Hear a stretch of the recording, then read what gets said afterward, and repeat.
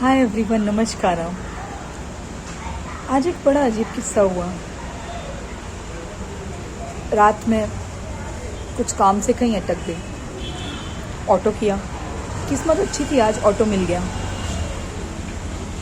Auto से जब मैं आई तो मैंने भैया से पूछा, ऑटो वाले भैया से, भैया आप कहाँ रहते हो? उनने जो जगह बताई बहुत दूर थी, मतलब 40-50 किलोमीटर मैं जहाँ थी वहाँ से।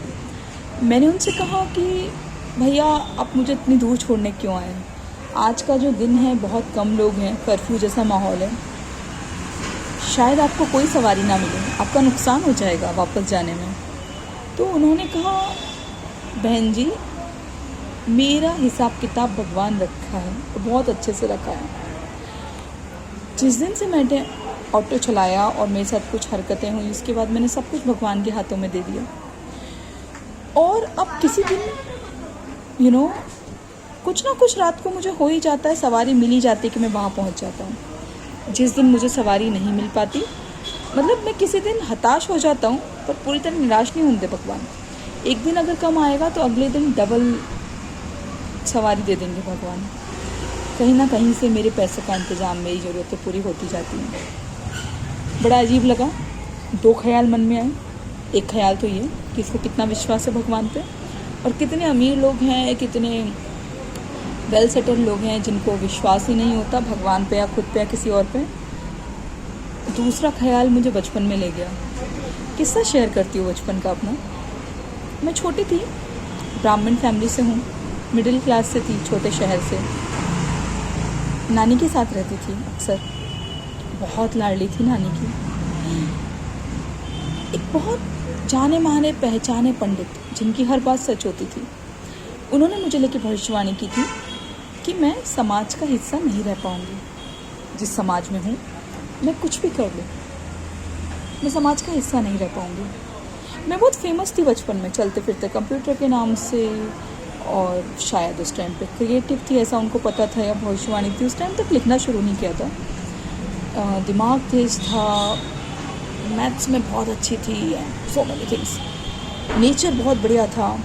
तो नानी को लगा, मेरी सौम्या ऐसे कैसे समाज से वंचित या समाज से अलग, क्या रीज़न हो सकता है? उस समय तो पता नहीं था, कुछ छोटा मोटा रीज़न भी हो सकता है। तो उन्होंने मुझे सब सिखाया। उन्होंने मुझे समाज के लायक ऐसा परफेक्ट बनाने के पीछे पड़ी ना, अच्छा ही चाहती थी, माँ तो हर किसी का अच्छा चाहती है। उन्होंने मुझे घर के हर काम सिखाना। मैं छोटी सी थी, 9-10 साल की, 9 साल से 8 साल से लेकर 12 साल तक। पोस्ट ऑफिस कैसे जाना है, बैंक कैसे जाना है, बेसिक काम कैसे करना है, इंडिपेंडेंसी कैसे रखनी है, लोगों से काम कैसे करवाना है, अकेले कैसे सब चीज़ें सर्वाइव करनी है, खाना बनाना, सिलाई करना। उस टाइम पे मिडिल क्लास सोसाइटी में भजन कीर्तन भी होते थे, तो आवाज़ अच्छी नहीं थी उस टाइम पे, कुछ टाइम के लिए। तो भजन सिखाया मार मार के। मैं कई बार रो देती थी कि यार मुझे रोटी बनाना और भजन कीर्तन करना पसंद नहीं था बहुत ज़्यादा।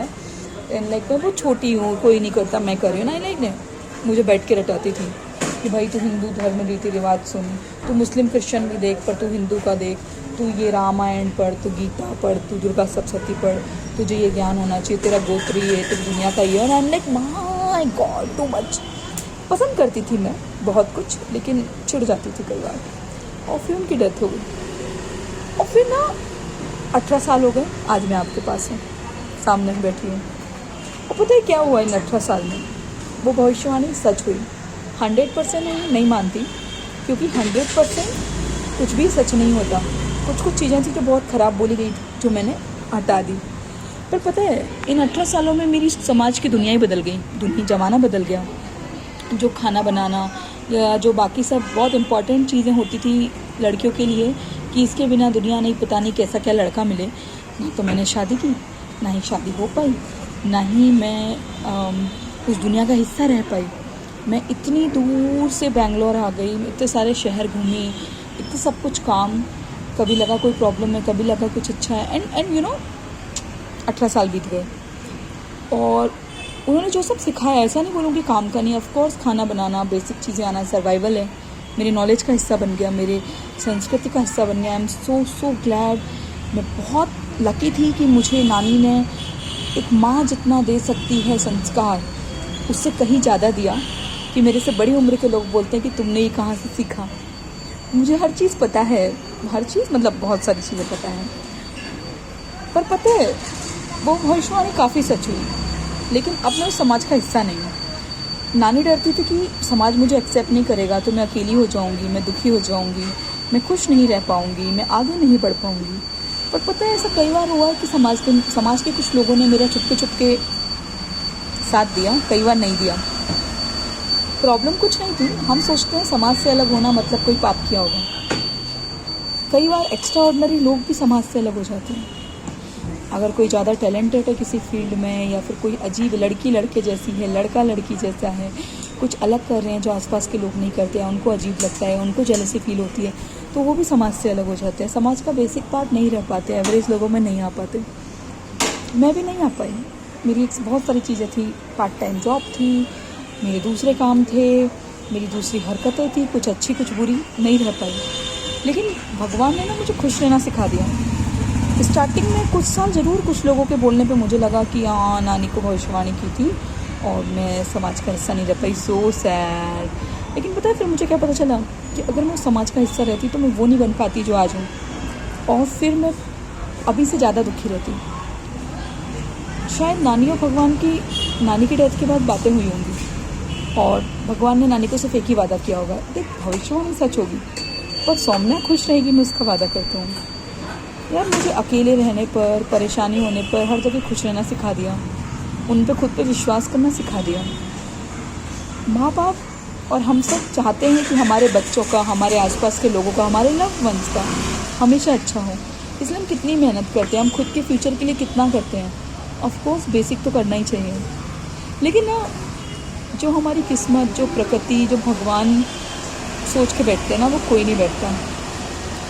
आपको ज़िंदा रखना है, आपको खुश रखना है, वो कर देंगे वो, लेकिन बाकी वो होके रहेगा आपके साथ जो लिखा है।